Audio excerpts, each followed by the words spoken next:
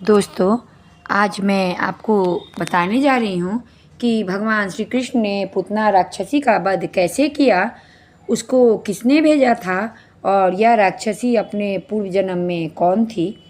तो दोस्तों आप लोग ज़रूर से ज़रूर पूरी कहानी सुने और चैनल को भी लाइक और सब्सक्राइब कर दें। भगवान श्री कृष्ण ने पूतना राक्षसी का वध अपने बाल्यावस्था में किया था। पूतना कंस द्वारा भेजी गई थी। कंस ने भविष्यवाणी सुनी थी कि देवकी का 8वां पुत्र उसका वध करेगा, इसलिए उसने अपने आसपास के सभी नवजात शिशुओं को मारने का आदेश दिया। इसी उद्देश्य से कंस ने पूतना को गोकुल भेजा था। पूतना का वध।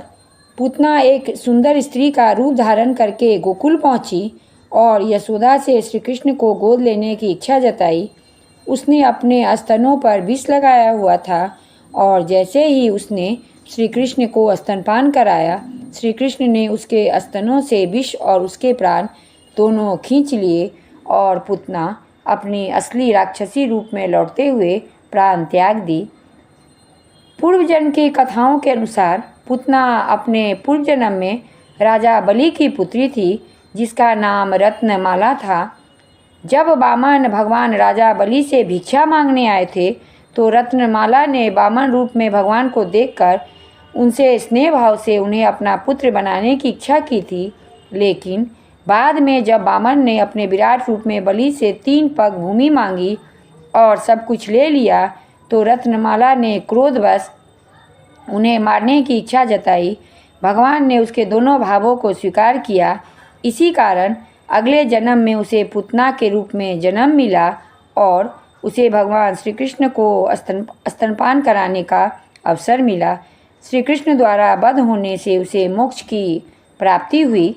पूतना के वध के बाद गोकुलवासियों ने उसके विशाल राक्षसी रूप को देखकर भय और आश्चर्य से भर गए। इसके बावजूद उन्हें पूतना के शरीर को जलाने का निर्णय लिया। पूतना के शरीर को जलाने के दौरान एक अद्भुत घटना घटी।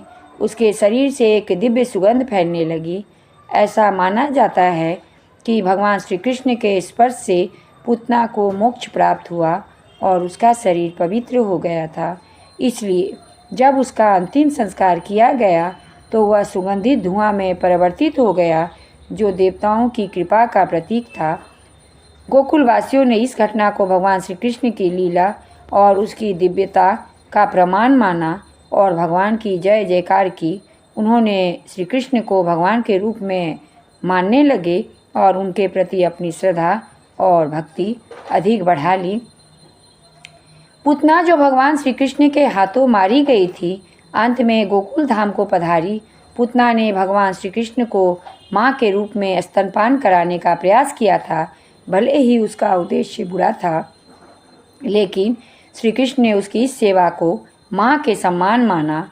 शास्त्रों में वर्णित है कि भगवान किसी भी व्यक्ति की भावना को महत्व देते हैं, चाहे वह कैसी भी हो।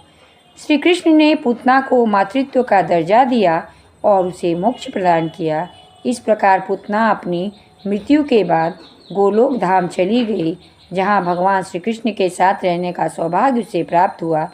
यह भगवान की करुणा और अनुग्रह का प्रतीक है कि उन्होंने अपने शत्रु को भी मोक्ष प्रदान कर दिया। तो दोस्तों, कैसी लगी आप लोग को एक छोटी सी जानकारी? अच्छी लगी तो ज़रूर से ज़रूर चैनल को लाइक और सब्सक्राइब कर दें। धन्यवाद।